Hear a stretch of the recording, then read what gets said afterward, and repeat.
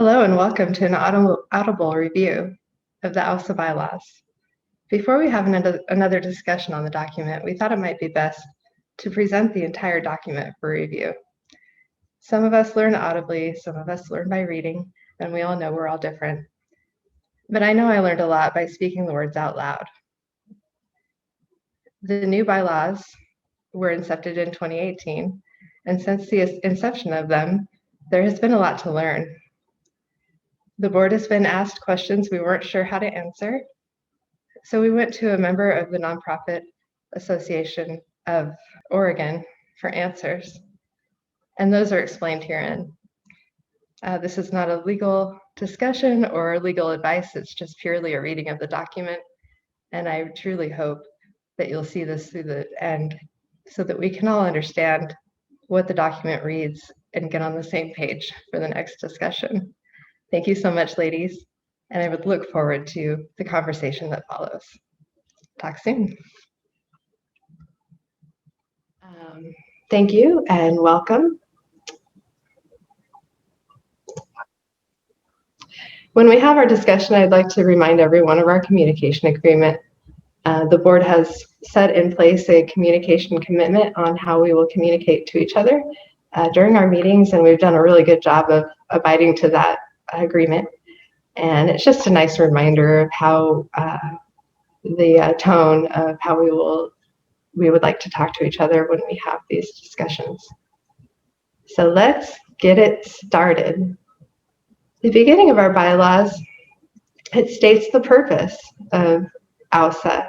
The purpose is this corporation shall be organized and is operated exclusively for charitable and educational purposes and is incorporated as a nonprofit, public benefit membership organization. Subject to the limitations stated in the Articles of Incorporation, the purposes of OWSA shall be to engage in any lawful activities, none of which are for profit, for which corporations may be organized under Chapter 65 of the Oregon Revised Statutes or its corresponding future provisions, and 501c3 of the Internal Revenue Code of 1954 or its corresponding future provisions. Article 1 continues, shows our mission statement. This is to the bone what OWSA is all about.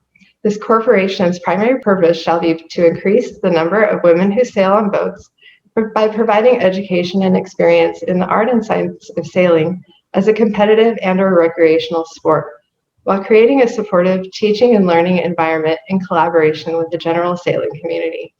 Article 2 moves on to its members. Section 1, classes and voting. There shall be one class of members of this corporation. Each member shall be entitled to one vote on all matters for which membership vote is permitted by law. The Articles of Incorporation or the bylaws of the corporation. Section 2, qualifications. A person shall become a member of the corporation by being 18 years of age or older and by submitting a completed and signed membership enrollment form accompanied by the payment of membership dues. Article 2, members continued. Section 3, termination of membership. Termination by the board. Membership may be terminated by the board of directors after giving the member at least 15 days written notice, first class or certified mail of the termination and the reasons for the termination, and an opportunity for the member to be heard by the board orally or in writing, not less than 5 days before the effective date of the termination. The decision of the board shall be final and shall not be reviewable by any court. Non-payment of dues. The membership of any member shall terminate in the event such member shall fail to pay his dues. Article 3, members continued. Section 4, general membership meetings. It just states we have annual meetings. The annual meetings of all members shall be held on the second Wednesday in October. Special meetings of all members shall be held at the call of the board of directors or by the call of the holders of at least 5% of the voting power of the corporation by a demand signed, dated, and delivered to the corporation's secretary. Such demand by the members shall describe the purpose for the meeting. And then we have regular meetings. We have at least 6 general membership meetings, including the annual meeting. And I think we actually have 11 of those. during the calendar year, minus our potluck in July. Article 2, members continued. Section 5, notice of meetings. Notice of annual and special meetings of members shall be given to each member at the last email or street address of record at least 15 days before the meeting, but not more than 60 days before the meeting. The notice shall include the date, time, place, and purpose of the meeting. So that's why at the end of the year, you'll get a special notice of the annual meeting in the end of September for that October meeting. Article 2, members continued. Section 6, quorum and voting. A majority vote of the members presented and the voting is an act of the members unless these bylaws or the laws provide differently. Alternatively, the election of directors may be conducted by written ballot in such manner as the Board of Directors may resolution determine. And anytime I have anything in parentheses, these are actual things that happened where we had to cite back to the bylaws for an answer. And so when I have these things, this isn't a hypothetical. These are actually things that we found that were helpful, and we thought the explanation might be helpful to future boards. So this year, when we had the pandemic, and last year, we were able to call our annual membership vote by SurveyMonkey because of this clause in our bylaw. Section 7, proxy voting, and there shall be no voting by proxy, meaning that when a ballot is cast, we cannot answer on behalf of another. So no one can vote for each other. We get one vote. Article 3, Board of Directors.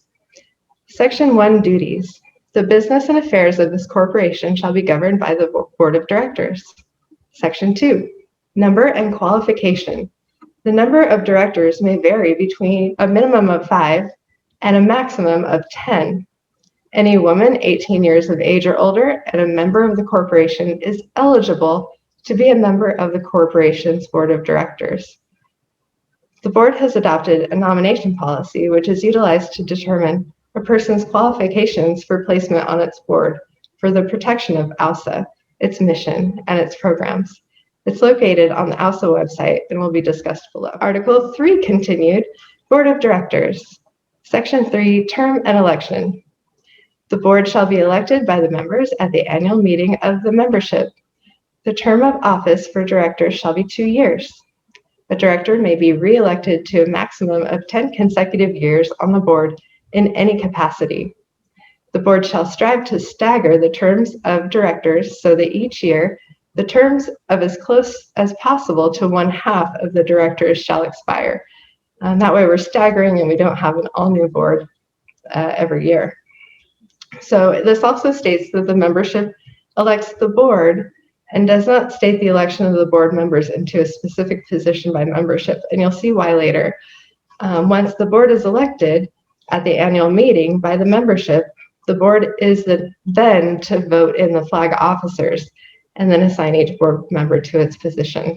And this is based on Article 5, Section 2. Article 3 continued, Board of Directors. Section 3, term and election continued. The board elected Vice Commodore will serve as a director for 3 years, ending at the completion of term as Rear Commodore, or upon leaving the office of Vice Commodore, Commodore, or Rear Commodore. The elected secretary and the elected treasurer will serve as director for 2 years, ending at the completion of their respective terms, or upon leaving the office of secretary or treasurer. The additional 4 to 5 directors will each serve committee supervisory roles to include program director, education director, social director, operations director, and fundraising.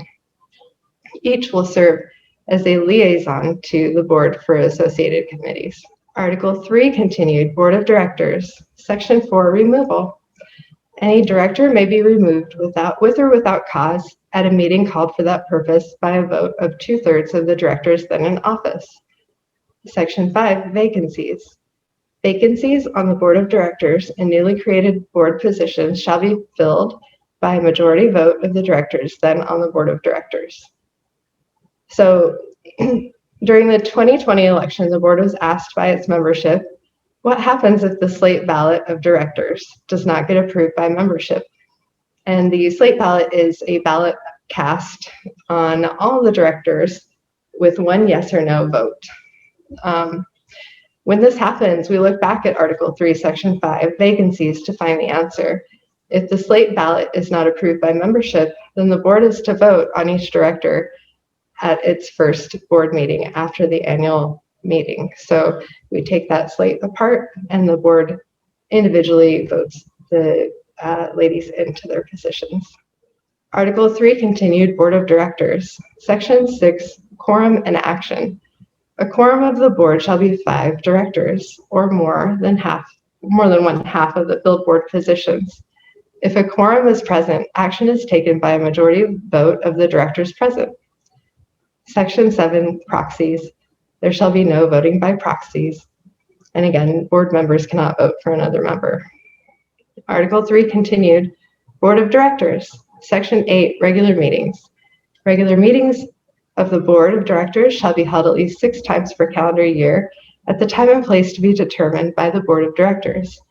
No other notice of the date, time, place, or purpose of these meetings is required. The board has tried to limit its meetings to 6 per year, but this has never occurred. We are currently holding monthly board meetings, and it's just interesting to note that there's so much work to do that there's no way to limit these meetings, and I'm thankful for that, actually. Article 3, Continued Board of Directors. Section 9, Special Meetings. Special meetings of the Board of Directors may be called by the Commodore, by any 2 directors, or by written notice filed with the Secretary by 1/3 of the directors then in office, shall be held at the time and place to be determined by the Board of Directors. Notice of such meetings, describing the date, time, place, and purpose of the meeting, shall be delivered to each director personally or by telephone or by mail or by other electronic communication, not less than 2 days prior to the special meeting. Article 3, Continued Board of Directors. Section 10, Alternate Meeting Venue. Any regular or special meeting of the Board of Directors may be held by telephone or telecommunications as long as all directors can hear each other during the meeting. And this has saved us with Zoom.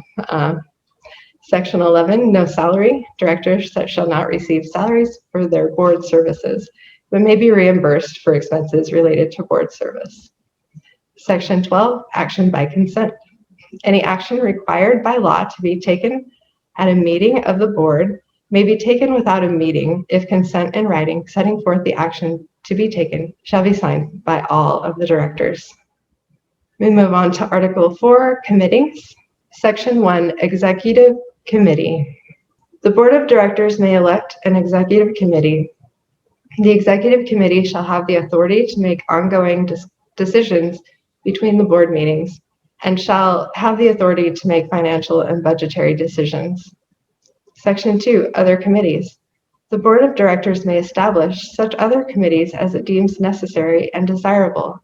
Such committees may exercise functions of the Board of Directors or may be advisory committees.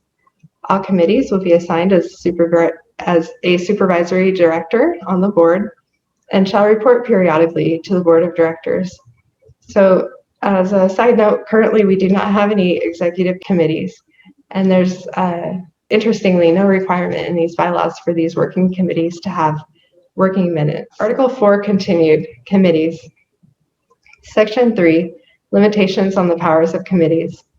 No committee may authorize the payment of a dividend or any part of their income or profit of the corporation to its directors or officers, may approve dissolution, merger, or the sale, pledge, or transfer of all or substantially all of the corporation's assets, may elect, appoint, or remove directors or fill vacancies on the board or on any of its committees, nor may adopt, amend, or repeal the articles, bylaws, or any resolution by the Board of Directors.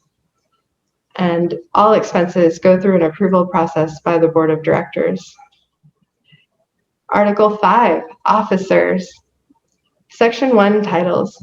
The officers hereinafter referred to as flag officers of this corporation shall be the Commodore, President, Vice Commodore, Vice President, Secretary, Treasurer, and rear Commodore, immediate past Commodore. All officers of the corporation shall be selected from the board of directors and must be members of the board. Section 2, nomination and election. Officers shall be nominated by the newly re-elected board and shall be elected or re-elected at the first board meeting following the annual meeting by a majority vote of a quorum of the board. Each officer may serve a one-year term. An officer may be re-elected to a maximum of 3 consecutive terms of office in the same capacity. So the board has adopted a nomination policy, which is utilized to determine a person's qualification for placement on its board for the protection of OWSA, its missions, and its programs, and we'll discuss it below. Article 5 continued, officers. Section 3, vacancy. A vacancy of the office of Commodore, Vice Commodore, Secretary, or Treasurer shall be filled not later than the first regular meeting of the Board of Directors meeting at which the vacancy was reported. This is also confirmation for what if our slate down ballot doesn't get approved at the end of the year. If that happens at the annual meeting and we're still in need of an officer, the board is charged to fill the slate at its next board meeting. If there isn't anyone to fill the vacancy, we are to fill the vacancy at the very next opportunity. Section 4, other officers. The board of directors may elect or appoint other officers, agents, and employees as it shall deem necessary and desirable. They shall hold their office for such terms and have such authority and perform such duties as shall be determined by the board of directors. And some of this is described below. Article 5 continued, officers. Section 5, removal. Any person elected or appointed by the board may be removed from the office by a vote of the majority of the board members then serving on the board. Removal as an officer shall not necessarily mean removal as a board member. Section 6, Commodore. The Commodore shall be the chief officer of the corporation and shall act as the chair of the board. The Commodore shall have any other powers and duties as may be prescribed by the board of directors. Article 5 continued, officers. Section 7, Vice Commodore. The Vice Commodore shall be the first assistant to the Commodore and shall act as Commodore in her absence. The Vice Commodore also shall perform or cause to be performed the following duties: arrange for speakers for each OWSA general meeting, arrange for a meeting place for the general meetings, and any other volunteer duties that may be authorized by the board of directors. Article 5 continued, officers. Moving on to Section 8, Secretary. The Secretary shall have overall responsibility for all record keeping of the board. The Secretary shall perform or cause to be performed the following duties: official recordings of the minutes of all proceedings of regular and special of the Board of Directors meetings and actions. Provision for notice of all regular and special meetings of the members of this corporation and other regular and special meetings of the Board of Directors and members. The Secretary continued, she is to review the revisions of the articles of incorporations as needed, retain the policy manual and ensure it is up to date, maintenance of current and accurate membership lists, preside at meetings of the board in the absence of the Commodore and Vice Commodore, and any other volunteer duties as may be authorized by the Board of Directors. Article 5 continued, officers.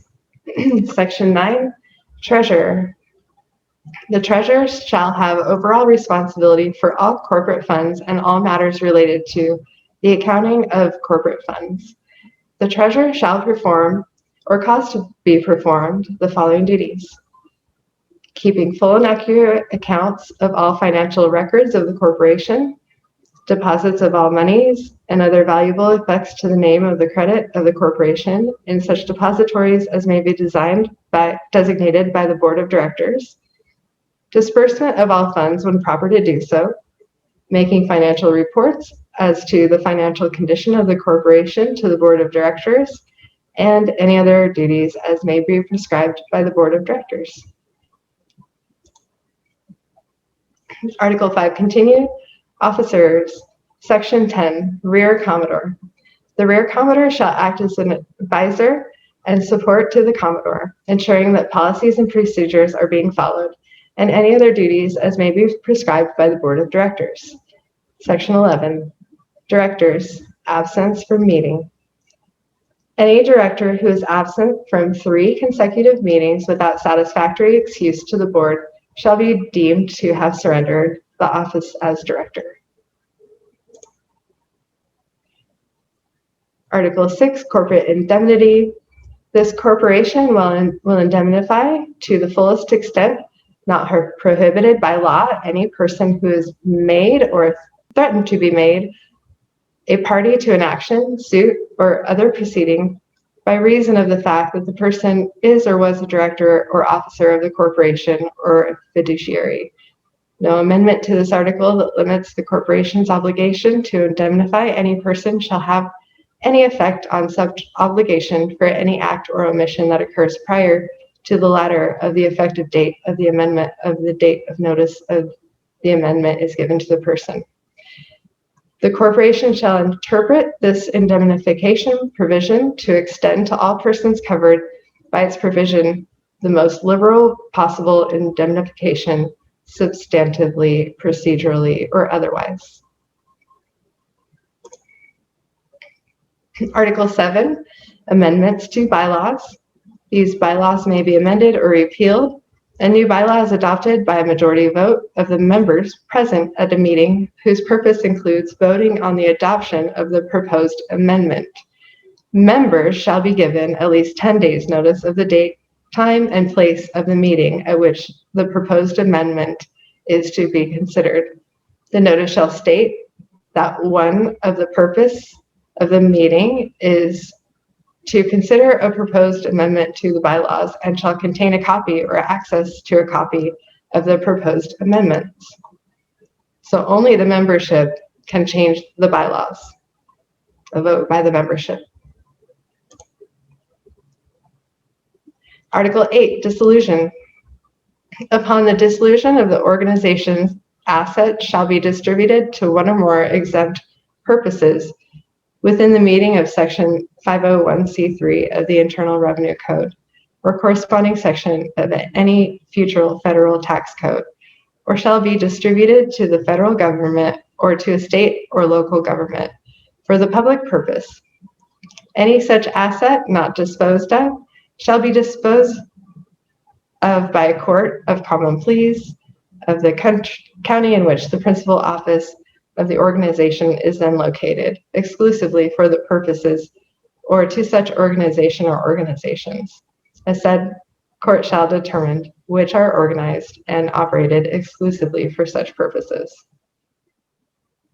So that's the end of the bylaw review. And I just want to remind everyone that any of these questions that were answered were done in good faith. We ran into some things that we weren't sure about, and we reached out for help, and we received that from an unbiased member of the Nonprofit Association of Oregon when those issues came up. So I'm going to attach a link to our nomination policy that we follow to make sure everyone on the board is qualified to work on the board. And I look forward to the discussion that will follow this. And if nothing else, I hope that it clears up some questions that maybe working around the brain on why our elections were completed the way they were last year, and that perhaps you can see that we are doing our best to follow the document as it's written. So thank you very much, and I look forward to talking to you all soon.